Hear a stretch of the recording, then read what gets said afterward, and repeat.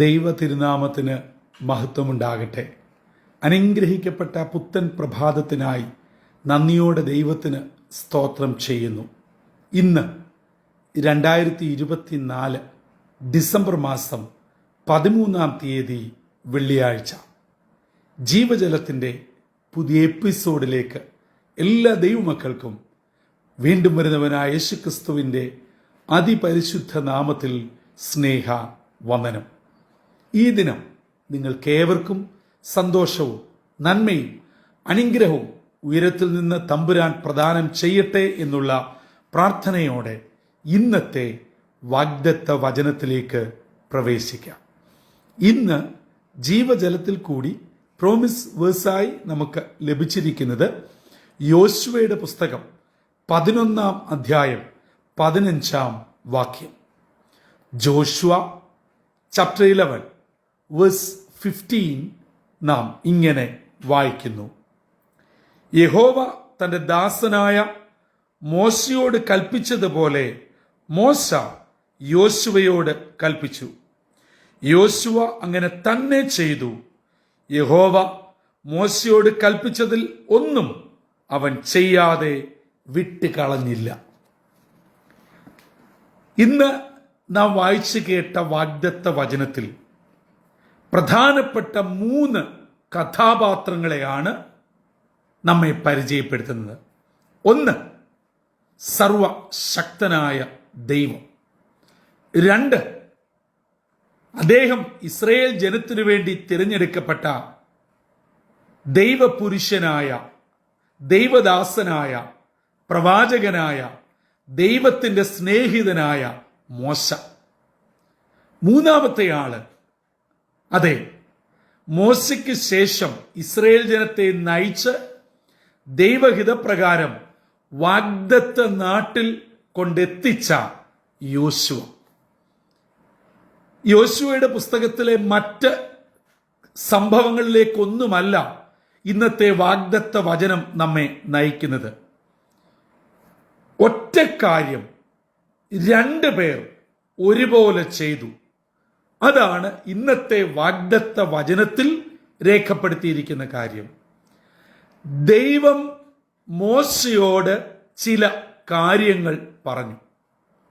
മോശ ദൈവം തന്നോട് എന്തു പറഞ്ഞോ അതുപോലെ ചെയ്തു. മോശയോട് ചേർന്ന്, മോശയ്ക്ക് സഹോദര തുല്യനായി, സഹായിയായി, മോശ ദൈവിക ആലോചന അനുസരിച്ച് അനുഗ്രഹിച്ച് അടുത്ത പദവിയിലേക്ക് കൊണ്ടുവന്ന യോശുവ ദൈവത്തിൽ കൂടെ മോശയ്ക്ക് ലഭിക്കപ്പെട്ട സകല വചനങ്ങളും കൽപ്പനകളും അരുളപ്പാടുകളും അതുപോലെ അനുസരിച്ചു. മോശയാവട്ടെ യോശുവയാകട്ടെ തങ്ങളോട് ദൈവം പറഞ്ഞത് ഒന്നും വിട്ടുകളഞ്ഞില്ല. ഇതാണ് ഇവരുടെ ശുശ്രൂഷയുടെ, ജീവിതത്തിന്റെ ഏറ്റവും അനുഗ്രഹിക്കപ്പെട്ട അവസ്ഥ എന്ന് പറയുന്നത്. ദൈവം എന്തു പറയുന്നോ അത് നാം അനുസരിക്കണം. എന്നെ കേൾക്കുന്ന ദൈവമക്കളെ, ഞാനും നിങ്ങളും അനുഗ്രഹത്തിനു വേണ്ടി ഓടുകയാണ്. ശരിയാ, പ്രാർത്ഥനയല്ലേ, കൂട്ടായ്മയല്ലേ, ആത്മീയമല്ലേ, ഓടുകയാണ്. എവിടെയെല്ലാം കൂട്ടമുണ്ടോ സഭ മാറണമെങ്കിൽ മാറും. എത്ര പ്രാവശ്യം വേണേലും സ്നാനപ്പെടാൻ തയ്യാറാ. എന്ത് തീരുമാനവും എടുക്കും, എന്തും ചെയ്യും, അനുഗ്രഹം വേണം. പക്ഷേ ഒരു കാര്യം നമ്മൾ മറക്കുന്നു. അനുഗ്രഹത്തിന്റെ 1-ാമത്തെ പടി അനുസരണമാണ്. വേദപുസ്തകം നാം പഠിക്കുമ്പോൾ ആരെ എടുത്താലും ആരൊക്കെ അനുഗ്രഹിക്കപ്പെട്ടിട്ടുണ്ടോ അവർ ദൈവം പറഞ്ഞത് അതുപോലെ അനുസരിച്ചിട്ടുള്ളവരാണ്. ആരനുസരിച്ചില്ല അവർ അതിന്റെ പരിണിത ഫലം അനുഭവിച്ചിട്ടുണ്ട്. ആദിമ മനുഷ്യനായ നമ്മുടെ ഏറ്റവും വലിയ മുതുമുത്തച്ഛനായ ആദമിനെയും വല്യമ്മച്ചിയായ ഹൗവയും ഒന്നെടുത്തേ. എപ്പോൾ ദൈവം പറഞ്ഞത് അനുസരിക്കാതെ പിശാച് പറഞ്ഞത് അനുസരിച്ചു. അവിടെ അവർ വീണു. മുൻപോട്ടുള്ള അവസ്ഥകളെല്ലാം അതാ കാണിക്കുന്നത്. നോഹയെക്കുറിച്ച് പറയുന്നത്, നോഹ ദൈവം പറഞ്ഞതുപോലെ അവൻ ചെയ്തു, അങ്ങനെ തന്നെ ചെയ്തു എന്നാണ്. അബ്രഹാമിനോട് ദൈവം ഞാൻ നിന്നെ കാണിപ്പാനിരിക്കുന്ന ദേശത്തോട്ട് പോകാൻ പറഞ്ഞു. പിന്നെ അങ്ങ് പോവുകയാണ്. അവിടെ മടിച്ചു നിൽക്കുകയോ സംശയിച്ചു നിൽക്കുകയോ ചോദ്യോത്തരങ്ങളോ ഒന്നുമില്ല. നമ്മളോട് ദൈവം നേരിട്ട് ഇടപെട്ട് പറഞ്ഞാലും നമുക്ക് 1000 ക്വസ്റ്റ്യന്, 10,000 സംശയങ്ങൾ. എന്താ എന്റെ കാരണം എന്നറിയാമോ? അനുസരിക്കാൻ വയ്യ, അത്രേ ഉള്ളൂ. അനുസരിക്കാൻ തയ്യാറായ ഒരാൾക്ക് ഇതൊന്നും ഒരു ക്വസ്റ്റ്യനുമില്ല, സംശയവുമില്ല, മടിയുമില്ല, പിറുവിറുപ്പുമില്ല, അങ്ങ് അനുസരിക്കുക എന്ന് മാത്രമേ ഉള്ളൂ. പക്ഷേ അത് നമുക്കില്ല. പക്ഷേ അനുഗ്രഹം വേണം. എന്നെ കേൾക്കുന്ന ദൈവമക്കളെ, പ്രാർത്ഥിച്ച് പേര് കേട്ട ദൈവദാസന്മാര് പ്രത്യേകിച്ച് വീണ്ടും ഒരു വർഷാവസാനത്തിലെത്തി. 40 ദിവസത്തെ ഉപവാസം, 21 ദിവസത്തെ ഉപവാസം, 7 ദിവസം, 5 ദിവസം, 3 ദിവസം, 1 ദിവസം എന്ന് വേണ്ട ഉപവാസങ്ങളുടെ കൂട്ടമാണ്. ദൈവത്തെ അനുസരിക്കാതെയും ദൈവവചനം അനുസരിക്കാതെയും ദൈവം പറയുന്നത് കേൾക്കാതെയും 40 അല്ല 400 ദിവസം ഉപവാസം എടുത്തിട്ടും ഒരു കാര്യവുമില്ല. അതുകൊണ്ട് നമ്മുടെ ജീവിതത്തിൽ അനുഗ്രഹം പ്രാപിക്കണോ, വിടുതൽ പ്രാപിക്കണോ, പ്രാർത്ഥിക്കുന്ന വിഷയത്തിന്മേൽ ദൈവം ഇടപെടണോ, നാം ദൈവം പറയുന്നത് അനുസരിക്കണം. ഒന്നും വിട്ടുകളയരുത്. നമ്മുടെ കുഴപ്പം, ദൈവം പറയുന്നത് 25% എടുക്കും, സഭയിലെ ശുശ്രൂഷകൻ പറയുന്നത് 25% എടുക്കും, പിന്നെ അവിശ്വാസികളും ബുദ്ധിമാന്മാരും പറയുന്നത് 25% എടുക്കും. പിന്നെ 25% നമ്മുടെ കോൺട്രിബ്യൂഷൻ, നമ്മുടെ അനുമാനങ്ങൾ, നിഗമനങ്ങൾ, നമ്മുടെ പരിചയങ്ങൾ, ഇന്ന ആൾക്ക് ഇന്നതുപോലെ ഉണ്ടായി, ഇതെല്ലാം നമ്മൾ എടുക്കും. എന്നിട്ട് അവസാനം പറയും പ്രാർത്ഥിച്ചതുകൊണ്ടും ഉപവസിച്ചുകൊണ്ടും ഒരു ഗുണം ഉണ്ടായില്ല. പള്ളിയിൽ പോയിട്ട് എന്ത് ഗുണം? ആരാധനയ്ക്ക് പോയിട്ട് എന്ത് ഗുണം? ഇന്ന ആളിനെ വീട്ടിൽ ഉപവാസത്തിന് വിളിച്ചിട്ട് എന്ത് ഗുണം? ഇവരുടെ ആരുടെയും കുഴപ്പമല്ല പ്രിയമുള്ളവരെ, എന്റെ കുഴപ്പമാണ്. ദൈവം എന്നോട് പറഞ്ഞത് പലതും വിട്ടുകളഞ്ഞു. എനിക്കിഷ്ടമെന്നും യുക്തമെന്നും തോന്നിയത് ഞാൻ എടുത്തു.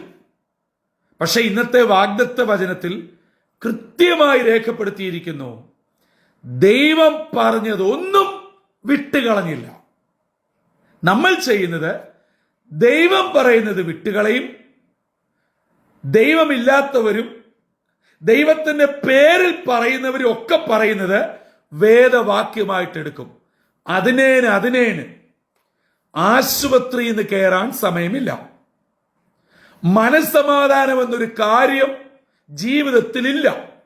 ഉറങ്ങിയിട്ട് നാളുകളായി, ഒന്നിലൊരു തൃപ്തിയില്ല, ഒരു സന്തോഷവുമില്ല. എത്ര എന്ത് കിട്ടിയാലും കണ്ടാലും ഉണ്ടായാലും എത്രയൊക്കെ കൈവെള്ളയിൽ വന്നാലും ഒന്ന് ചിരിക്കുകയില്ല. ഒന്നിനോടും ഒരു സന്തോഷമില്ല. എപ്പോഴും പരാതി, എപ്പോഴും ശോകമുഖം. എന്താ കുഴപ്പം? ദൈവം പറഞ്ഞത് വിട്ടുകളഞ്ഞു. അതുകൊണ്ട് ഇന്ന് പകൽ എന്നെ കേൾക്കുന്ന ദൈവമക്കൾ അവരവര് ചിന്തിക്കുക. എന്നോട് 2024 ഇത്രയും നാളുകൾ ദൈവം എന്തെല്ലാം പറഞ്ഞു. ഇപ്പോൾ നിങ്ങൾ കേട്ടുകൊണ്ടിരിക്കുന്ന ജീവജലം പോലെയുള്ള അനേക സന്ദേശങ്ങൾ, നിങ്ങൾ ആരാധനയ്ക്ക് പോകുന്ന, ശുശ്രൂഷയിൽ സംബന്ധിക്കുന്ന ഇടങ്ങളിൽ, ആരാധനയിൽ, പ്രാർത്ഥനകളിൽ, വചന ശുശ്രൂഷകളിൽ, കൺവെൻഷൻ യോഗങ്ങളിൽ നിങ്ങൾ തന്നെ പ്രാർത്ഥിച്ചപ്പോൾ, ദൈവവചനം വായിച്ചപ്പോൾ ദൈവം ഒത്തിരി പ്രാവശ്യം ഇടപെട്ടു. പക്ഷേ പലരും അത് കേട്ടിട്ടില്ല, അതിനുള്ള താല്പര്യം കാണിച്ചില്ല, കേട്ടതൊട്ട് പാലിച്ചിട്ടുമില്ല. എന്നിട്ട് പിറുപിറുത്ത് നടക്കുകയാണ്. മാത്രമല്ല, ഈ പ്രഭാതത്തിൽ എൻ്റെ സ്നേഹിതരായ ദൈവജനത്തോട് ഒരു കാര്യം കൂടെ ഞാൻ പറയാം. നമ്മൾ പലപ്പോഴും ദൈവത്തിൻ്റെ പ്രവൃത്തിയെയും ദൈവം നമ്മുടെ ജീവിതത്തിൽ ചെയ്യാൻ പോകുന്നതിനെയും അളക്കുന്നത് വചനത്തിൽ കൂടെയോ വിശ്വാസത്തിൽ കൂടെയോ ദൈവത്തിലുള്ള അമിതമായ പ്രത്യാശയിലൂടെയോ അല്ല. മറിച്ച് കഴിഞ്ഞ നാളുകളിൽ നാം കടന്നുപോയ വേദനകളുടെയും പ്രശ്നങ്ങളുടെയും അവസ്ഥയെ വെച്ചാണ് ദൈവത്തെ അളക്കുന്നത്. ഇത് നമ്മുടെ ഒരു വലിയ പരാജയമാണ് എന്ന് ഈ പ്രഭാതത്തിൽ പരിശുദ്ധാത്മാവ് ഓർമ്മപ്പെടുത്തുകയാണ്.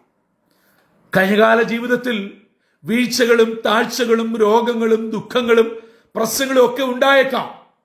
നിങ്ങൾ ആഗ്രഹിച്ച പലതും അതുപോലെന്നല്ല, അതിന് വിപരീതമായി സംഭവിച്ചിട്ടുണ്ടാകാം.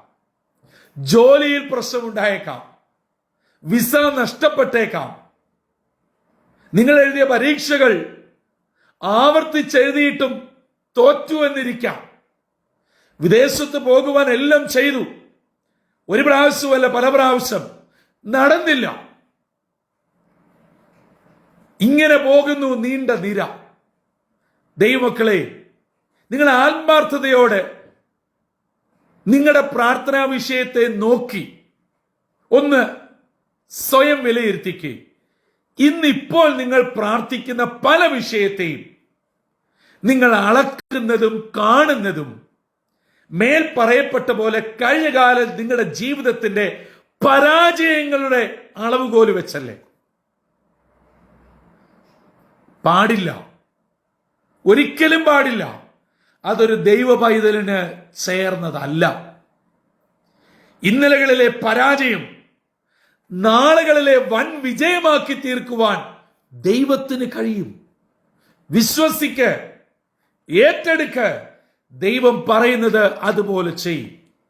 മോശയോടും മോശ യോശുവയോടും ദൈവത്തിന്റെ വചനമായി പറഞ്ഞു കേട്ടത്, നിങ്ങൾ മനുഷ്യരെ ഒന്നും ചെയ്യരുത്. മോശ അങ്ങനെ ചെയ്തു. ജീവജാലങ്ങളെ ഒന്നും ചെയ്യരുത്, അങ്ങനെ ചെയ്തു. മനുഷ്യരെ മുഴുവനും കൊല്ലണം, കൊന്നു. ജീവജാലങ്ങളെ കൊല്ലണം, കൊന്നു. കൽക്കുന്നാക്കണം, അങ്ങനെ ചെയ്തു. തീയിട്ട് ചുടണം, അങ്ങനെ ചെയ്തു. എന്ത് അരുത് അതുപോലെ ചെയ്തു. എന്ത് ചെയ്യണം അതൊന്നും വിടാതെ ചെയ്തു. അനുഗ്രഹമുണ്ടായി. അതുകൊണ്ട് ഈ ദിനം ജീവജലത്തിന്റെ പ്രേക്ഷകരായ സഹോദരങ്ങളെ, നിങ്ങളുടെ ബിസിനസ് സ്ഥാപനങ്ങളെ, നിങ്ങളുടെ കുഞ്ഞുങ്ങളെ, നിങ്ങളുടെ ജോലിയെ, നിങ്ങളുടെ നിയമവിഷയങ്ങളെ, സാമ്പത്തിക ആവശ്യങ്ങളെ, നിങ്ങളുടെ മനസ്സമാധാനം, കുടുംബസമാധാനം, നിങ്ങളുടെ ആത്മീയ ജീവിതം, പ്രാർത്ഥനാ ജീവിതം, ശുശ്രൂഷകൾ, ഇവയെല്ലാം പൂർണ്ണതയിലെത്തണമെങ്കിൽ, ദൈവം ആഗ്രഹിച്ച നിലയിൽ ഉയരണമെങ്കിൽ, വളരണമെങ്കിൽ, ഫലപ്രാപ്തിയിൽ എത്തണമെങ്കിൽ ദൈവം പറയുന്നത് ഒന്നും വിട്ടുകളയാതെ മോശയെ പോലെ യോശുവയെ പോലെ പരിപൂർണമായി അനുസരിച്ച് ചെയ്യുവാൻ ഇടയാകണം. ജീവജലത്തിന്റെ ശ്രോതാക്കളായ മാതാപിതാക്കളെ, സഹോദരങ്ങളെ, എവിടെയാണ് വീഴ്ച പറ്റിയത്? പല പ്രാവശ്യം ആവർത്തിച്ച് പറഞ്ഞിട്ടും അനുസരിക്കാതെ ദൈവം പറഞ്ഞത് വിട്ടുകളഞ്ഞു. പക്ഷേ ദേശത്തിലെ പ്രവാചകൻ പറഞ്ഞത് ഒരക്ഷരം വിടാതെ അനുസരിച്ചു. എന്നിട്ട് എന്ത് ഗുണമുണ്ടായി? പ്രവാചകന്മാരുടെയും വെളിപ്പാടുകാരുടെയും പിന്നാലെ ഓടുന്നത് നിർത്തിയിട്ട് സ്വന്തം ഭവനത്തിൽ ഇരുന്ന് മുഴങ്കാല് മടക്കി ദൈവത്തോട് അരുളപ്പാട് ചോദ്യര് തമ്പുരാൻ നിങ്ങളോട് പറയും. പ്രിയമുള്ളവരെ, ഞാൻ പല പ്രാവശ്യം ജീവചരത്തിൽ പറഞ്ഞിട്ടുണ്ട്, സന്ദർഭവശാൽ ആവർത്തിക്കട്ടെ. ദൈവത്തിന് ബ്രദർ സന്തോഷ് കോടുകുളഞ്ഞിയോട് പറയാനുള്ളത് വേറെ ആരോടും പറയത്തില്ല, എന്നോട് മാത്രമേ പറയത്തുള്ളൂ.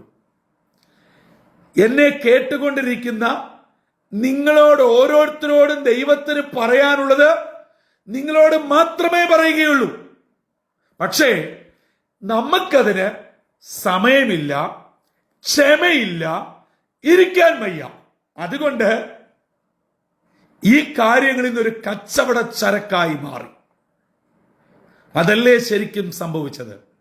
എന്നാൽ മോശയോട് ദൈവം പറഞ്ഞത് മോശ കേട്ടു. മോശ കാലസമ്പൂർണതയിലേക്ക് അടുക്കുന്നുവെന്ന് മനസ്സിലാക്കിയപ്പോൾ മോശയോട് ദൈവം പറഞ്ഞത് മുഴുവനും യോശുവയോട് പറഞ്ഞു. യോശുവയും ഒട്ടും ഒന്നും വിട്ടുകളയാതെ അനുസരിച്ചു, അനുഗ്രഹം പ്രാപിച്ചു. നാമും നമ്മുടെ വരും തലമുറയും കർത്താവിന്റെ വരവ് വരെ വളരുവാൻ, ഉയരുവാൻ, അനുഗ്രഹിക്കപ്പെടുവാൻ, ദൈവകൃപ പ്രാപിക്കുവാൻ ദൈവം പറയുന്നത് ഒന്നും വിട്ടുകളയാതെ പൂർണ്ണതയോടെ ദൈവത്തെ സേവിപ്പാൻ, ദൈവവചനത്തെ അനുസരിപ്പാൻ ഇന്നത്തെ വാഗ്ദത്ത വചനം എന്നെയും നിങ്ങളെയും ആഹ്വാനം ചെയ്യുന്നു. ഈ ആഹ്വാനം പരിപൂർണമായി ശിരസ വഹിച്ചുകൊണ്ട് പ്രാർത്ഥനയോടെ ഇന്നത്തെ ദിനത്തിലേക്ക് പ്രവേശിക്കാം. സർവശക്തനായ ദൈവം നമ്മളോട് പറയുവാൻ ആഗ്രഹിക്കുന്നത് ക്ഷമയോടെ, പ്രാർത്ഥനയോടെ, ആവേശത്തോടെ കേൾക്കാം. അതൊന്നും വിട്ടുകളയാതെ, മറുചോദ്യം ചോദിക്കാതെ, സംശയിച്ചു നിൽക്കാതെ പൂർണ്ണമായി അനുസരിച്ച് ദൈവം നമുക്ക് വേണ്ടി കരുതിയിരിക്കുന്ന സകല നന്മകളും പ്രാപിച്ച് കർത്താവിന് വേണ്ടി ജീവിപ്പാൻ സർവശക്തനായ ദൈവം നമ്മെ ഏവരെയും ഇടയാക്കട്ടെ. അതിന് നമ്മെ തന്നെ താഴ്ത്തി ഏൽപ്പിക്കാം. പ്രാർത്ഥനയ്ക്കായി ഒരുങ്ങാം. പരിശുദ്ധനായ ദൈവമേ, സ്വർഗീയ പിതാവേ, അനുഗ്രഹമേറിയ പുത്തൻ പ്രഭാതത്തിനായി നന്ദിയോടെ ഞങ്ങൾ അങ്ങയെ സ്തുതിക്കുന്നു, സ്തോത്രം ചെയ്യുന്നു. ഞങ്ങളുടെ പൂർവ്വപിതാക്കന്മാരായിരുന്ന മോശയും യോശുവയും ദൈവം പറഞ്ഞത് എങ്ങനെ അനുസരിച്ചുവെന്നും എങ്ങനെ പാലിച്ചുവെന്നും ഇന്ന് ഞങ്ങളെ കേൾപ്പിച്ചതിനായി സ്തോത്രം. അപ്പ ആ പ്രിയപ്പെട്ടവരെ പോലെ അവിടുന്ന് ഞങ്ങളോട് പല വിധങ്ങളിൽ സംസാരിക്കുന്നത്, ഇടപെടുന്നത് ഒന്നും വിട്ടുകളയാതെ പരിപൂർണമായി കേൾക്കുവാൻ, അനുസരിക്കുവാൻ, പാലിക്കുവാൻ ഞങ്ങളെ അവിടുന്ന് ഒരുക്കണം. കഴിഞ്ഞകാല ജീവിതത്തിൽ വന്ന കുറവുകൾ ഞങ്ങളോട് ക്ഷമിക്കണം. ഇന്നത്തെ ദിനം വിടുതലിന്റെയും അനുഗ്രഹത്തിന്റെയും നന്മയുടെയും ദിനമായി ദൈവകൃപയോടെ ഞങ്ങളെ പരിപാലിക്കണമെന്ന് യേശു ക്രിസ്തു മൂലം അപേക്ഷിക്കുന്നു. കൃപയോടെ കേൾക്കുമാറാകണമേ. ആമീൻ, ആമീൻ, ആമീൻ. പ്രിയ ദൈവജനമേ, പ്രിയ പിതാക്കന്മാർ നമുക്ക് നൽകിയ മാതൃക നമുക്കും അതുപോലെ പിൻപറ്റാം. ദൈവം നമ്മളോട് പറയുന്നത് ഒന്നും വിട്ടുകളയാതെ അതുപോലെ അനുസരിച്ച് നന്മകൾ പ്രാപിച്ച് നിത്യതയിൽ യുഗായുഗങ്ങൾ കർത്താവിനോട് ചേർന്ന് വസിപ്പാൻ നമ്മെ ഏവരെയും സർവശക്തനായ ദൈവം ഇടയാക്കട്ടെ. അതിന് ഇന്നത്തെ വാഗ്ദത്ത വചനത്തിന്റെ ദൂത് നമ്മെ ഏവരെയും ഒരുക്കുകയും ചെയ്യട്ടെ. കർത്തൃ ശുശ്രൂഷയിൽ നിങ്ങൾക്കൊപ്പം brother Santhosh Kodukulanji. God bless you all.